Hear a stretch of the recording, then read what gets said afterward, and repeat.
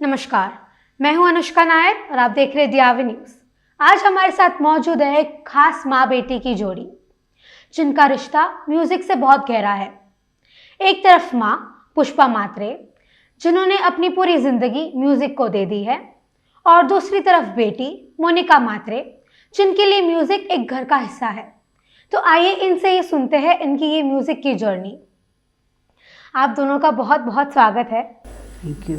हमें खुशी है कि आज आप यहाँ आई अपना समय निकाल कर। Thank you so much. Specially ma'am आपको, आज आप तैयार हुई हमारे साथ इस शो में जुड़े रहने के लिए। तो पुष्पा जी, हम जानना चाहेंगे कि आपकी ये म्यूज़िक की जो जज्बा था और ये जो आप अभी हवाईयन गिटार जो बजाती है, तो इसका ये सब चालू कैसे हुआ? वो क्या है कि पहले मैं कथक डांसर थी और बाद में लोकनाट्य में भी मैंने किया, जो मेरा ये नहीं था, मेरा क्षेत्र नहीं था वो। पर हुआ क्या कि वहाँ मुझे जो मेरे हस्बैंड होने वाले थे तो उनसे मिली, तो वो हवाईन गिटार बजाते थे और उनका सुन के मैं बहुत प्यार में पड़ गई गिटार की। तो फिर हमारा दोनों का भी अच्छा जमा, तो शादी हो गई, फिर बच्चा हो गया। उसके बाद मैंने बोला कि अभी बच्चा हो गया, डॉक्टर मना करते हैं डांस मत करो, तो क्या करने का, तो चलो इनसे गिटार सीखते हैं। तो इनसे सीखना शुरू कर दिया मैंने। और मैंने कॉलेज ज्वाइन किया था कि अभी घर में बैठ के क्या करूं, तो कॉलेज में मुझे ये बजाने का मौका मिला और वो इतना सक्सेस हुआ कि जो हमारे ग्रुप के आए थे लीडर वगैरह, तो उनको बहुत अच्छा लगा। उन्होंने बोला कि अभी आज से आप हमारे ग्रुप में आ जाइए। और वो एक मोमेंट था कि मुझे बहुत अच्छा लगा कि इतने बड़े स्पॉन्सर है तो वो मुझे बुला रहे हैं सामने से, मुझे कहीं जाना नहीं पड़ा। तो वो मेरा एक जज्बा ऐसे हो गया कि मैं गिटार में आ गई। तो आपका कुछ ऐसा यादगार लम्हा होगा ये जो म्यूजिकल जर्नी के थ्रू आउट? ऐसे तो बहुत सारे हैं, अभी कौन सा बताऊँ मुझे पता नहीं है, पर मैं इतना ही बताऊंगी कि ये जो कॉलेज में मैंने किया प्रोग्राम और जो मुझे सामने से उन्होंने बोला, तो वो मोमेंट मेरे लिए बहुत अच्छा था कि हाँ मैं कुछ कर सकती हूँ। बच्चा हुआ तो क्या हुआ, नहीं तो वैसे मैं फॉरेन टूर वगैरह करके आई थी, मेरे हस्बैंड के साथ भी किया था। 10 साल पहले मैं खुद भी करके आई थी। अच्छा। तो अभी वो बंद हो गया, तो आगे क्या करना है, कॉलेज ज्वाइन किया। इसके लिए कॉलेज में मुझे ये मौका दिया कि चलो कुछ 10 मिनट कुछ भी करो। तो वो 10 मिनट में मैंने 2 गाने बजाए, तो बहुत पसंद आए और बहुत वंस मोर मिला। तो वो मेरे लिए एक ऐसा मोमेंट था कि हाँ मैं कर सकती हूँ। बिल्कुल। हाँ, तो आप वही समझ लीजिए कि वो मेरा एकदम गोल्डन मोमेंट था। राइट। आपने कैसे बहुत बड़े बड़े कलाकारों के साथ काम किया है, जैसे राम लक्ष्मण ने, तो फिर प्यारे लाल जैसे बड़े बड़े नामों के साथ? नहीं, मैंने सबके साथ, ऑलमोस्ट सबके साथ किया है। आर.डी. बर्मन, ओ.पी. नैयर, राम लक्ष्मण, तो वो तो हमारे घर के ही जैसे थे। और अनु मलिक से बहुत सारे थे, नए नए आए थे, आदेश श्रीवास्तव, उनके साथ भी किया है। तो ये गिटार सबको पसंद है, इसकी वजह से यहाँ लेडी गिटारिस्ट है, चलो इनको बुलाते। तो बहुत काम किया मैंने। अच्छा, मोनिका जी आपका कैसा है? आपका तो करियर म्यूजिक से बेहद अलग है, तो आपका ये कैसे शुरू हुआ? शुरू में हुआ वो हो गया क्योंकि somehow music is in my blood. My father is musician, my family is musician, my mother is musician. So music is in my blood. तो मेरे पास कोई रास्ता नहीं है कि उसको मैं अवॉइड करके जाऊँ। कब सीखी मुझे नहीं याद है, पर मैं काफ़ी छोटी थी तब से बजाने लगी। और ऐसे प्रॉपर ट्रेनिंग नहीं हुई। जैसे बहुत बच्चों के साथ ये चीज़ें होती है कि उनको जो घर वालों ने अपना नॉलेज बढ़ाया या जो उसमें एक्सपेरिमेंट किए वगैरह वगैरह, वो शॉर्टकट में मिल जाते हैं, पर somehow वो बात बनी ही नहीं और वो ट्रेनिंग हुआ ही नहीं। जो भी है that is all credit goes to God, it's a God gifted actually. तो वैसे ही चल रहा है कि कभी कभी बजाया कभी नहीं बजाया वगैरह, वो हिसाब से। तो हवाईयन गिटार के अलावा कौन से इंस्ट्रूमेंट्स आप बजा सकती हो? बजाने के लिए तो मैं बहुत सारी चीज़ें कर सकती हूँ। जैसे ऑर्गन बजाती हूँ मैं, कीबोर्ड, मोस्टली सब रिदम की जो इंस्ट्रूमेंट्स है, क्योंकि मैंने बाकायदा तबला सीखा हुआ है। और तबला बजाने के लिए नहीं, पर उससे आपका जो म्यूज़िक प्लेटफॉर्म होता है या सेंस होता है वो काफ़ी मजबूत होता है, because rhythm is most important. सुर ताल दोनों अगर देखा जाए तो सुर हिल सकता है पर रिदम नहीं हिलना चाहिए, ऐसे मुझे लगता है। तो रिदम पक्का होना बहुत ज़रूरी था, तो वो मैंने किया। और ऐसा तो याद नहीं है कि क्या पर्टिकुलरली बजा सकती हूँ मैं, पर बहुत सारे इंस्ट्रूमेंट्स में बजा लेती हूँ, but I am not master in to that. जैसे कि गिटार की भी गिटार नर में ही है, तो जो इंस्ट्रूमेंट है उस पर जो भी है वो बजाया जाता है, बेसिकली ऐसे हो। तो ऐसे बचपन में वैसे बहुत इन्फ्लुएंस हुआ रहेगा घर में, जब माँ पापा जब बजाते रहेंगे बहुत तभी। लोगों को सुना मैंने वो टाइम पे, बहुत बड़े कलाकारों को सुना। घर वालों को तो सुनते ही बड़े हो जाते हैं, पर ये समझ में आती है कि क्या खासियत होनी चाहिए, अपनी खामियां क्या है। यानी मुझे गला है नहीं, यानी I could not be sing properly, पर वो समझने का सेंस सबको होता है ऐसे मुझे नहीं लगता। तो वो सेंस मेरे पास है, तो मैं बता सकती हूँ कि आई could not see the same way.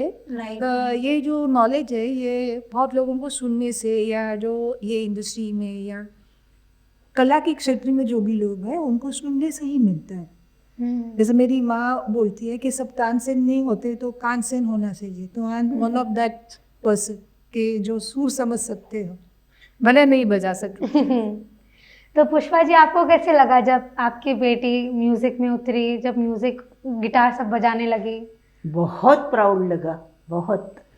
क्योंकि कोई वो बोले या नहीं, लेकिन लोग तो बोलेंगे कि माँ ने किया तो बेटी में आया।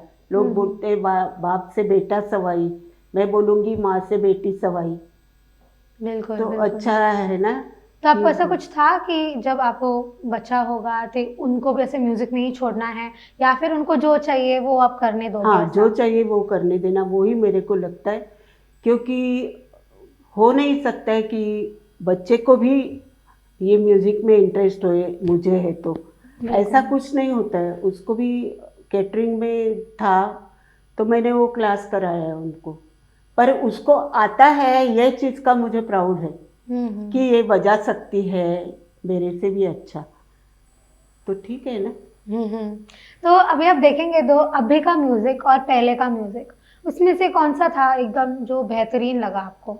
नहीं, बेहतरीन तो मेरा ही लगेगा, क्योंकि क्या है, फ़र्क थोड़ा सा ये म्यूज़िक है, पर वो जो अभी आया है वो बोलों में है।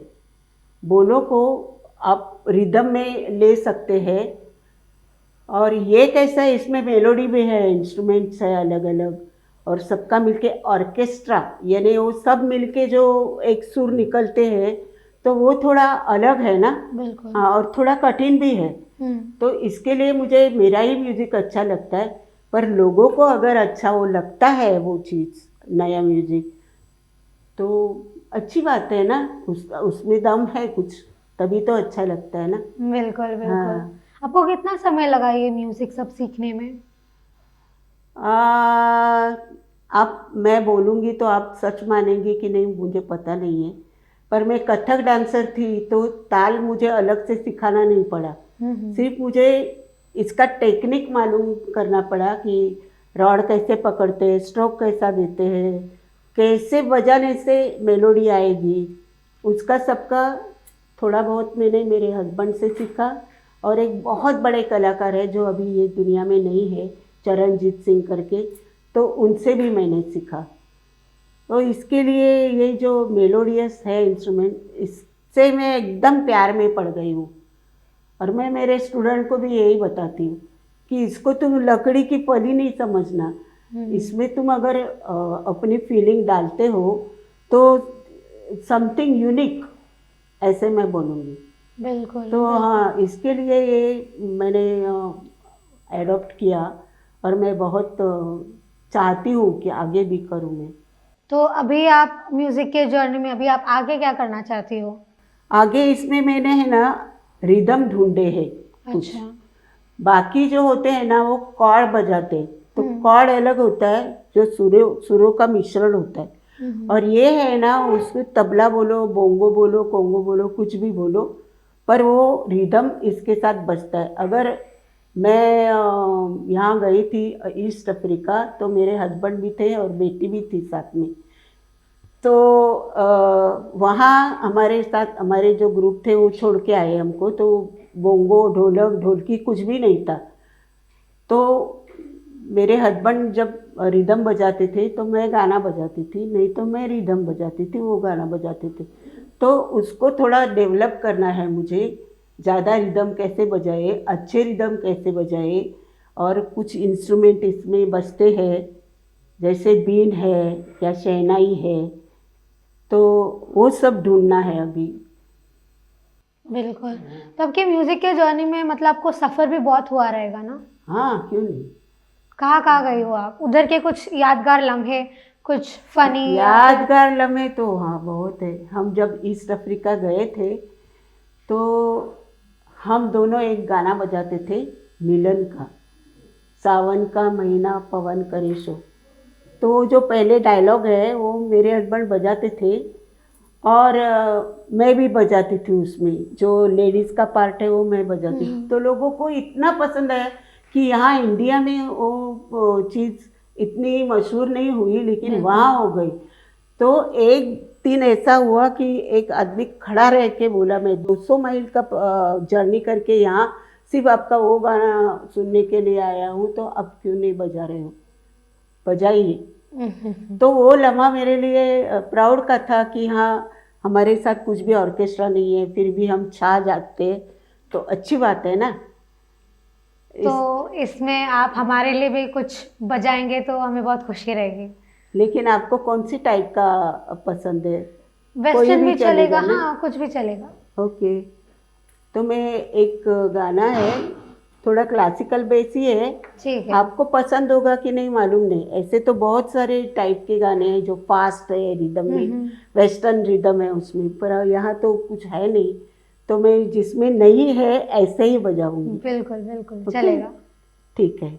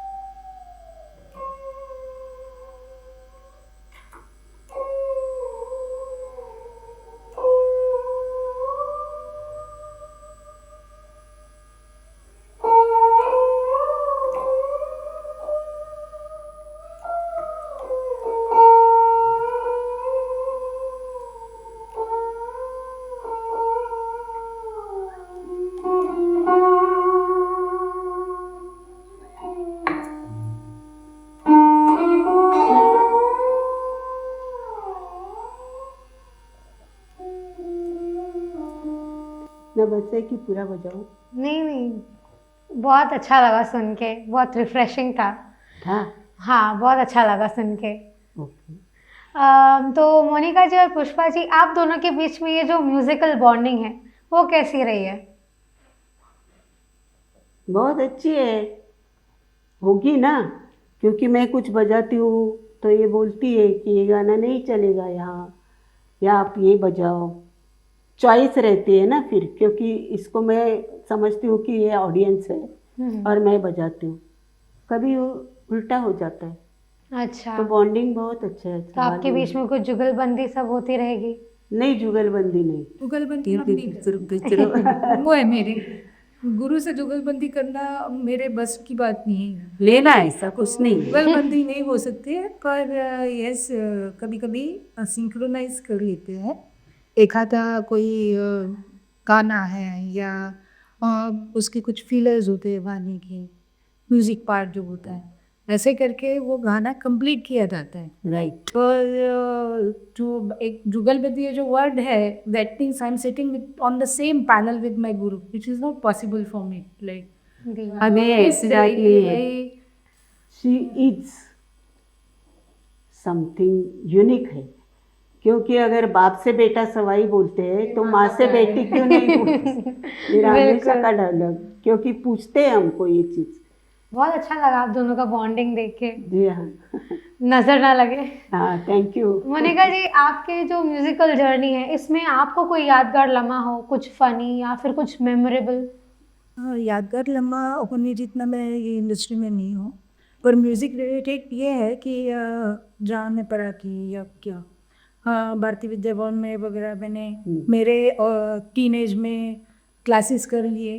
तब उतनी सीरियस नहीं थी मैं म्यूज़िक को लेके। इट वॉज जस्ट जैसे कॉलेज करते हैं, बाकी की चीज़ें करते हैं, तो चलो पार्ट टाइम एक जॉब कर लेते हैं to be just you can say independent और entrepreneur, whatever the word you can use it for it.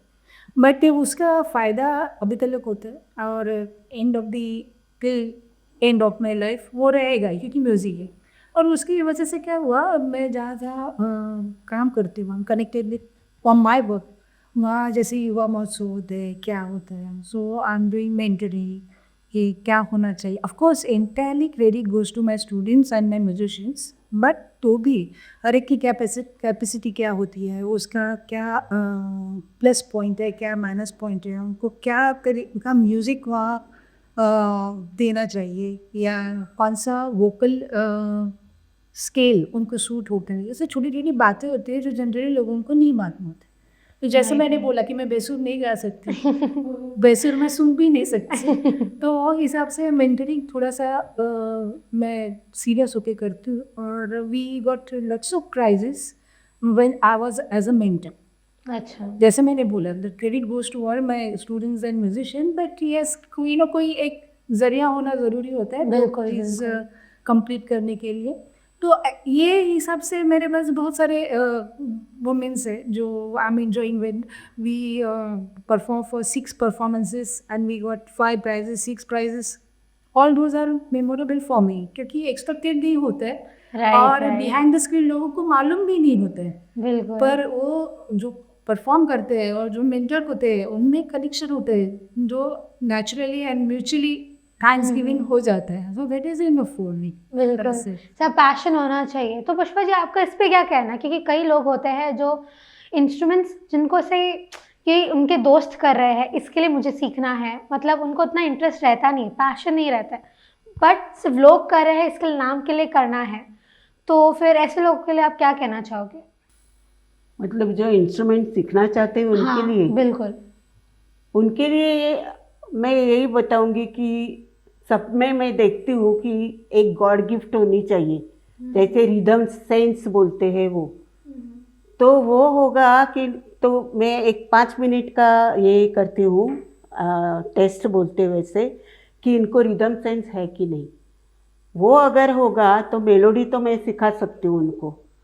तो मैं बोलूँगी इतना ही कि अगर करना है तो ये गिटार इतना इजी नहीं है, सीखने के लिए इजी है, मगर अच्छा बजाना है तो बहुत मुश्किल है, क्योंकि जैसे सतार है उसको पर्दे होते हैं, तो वो जो दबाए या कीबोर्ड है तो जो सुर आप बजाएंगे वही बजेगा, दूसरा नहीं बजेगा। इसमें ऐसा नहीं है, इसमें आप एक सूत का भी फर्क करेंगे तो वो बेसुरा हो जाएगा। तो अच्छा बजाने के लिए कठिन है, तो आपको रियाज करना बहुत ज़रूरी है, नहीं तो मत आओ, इसमें मत आओ।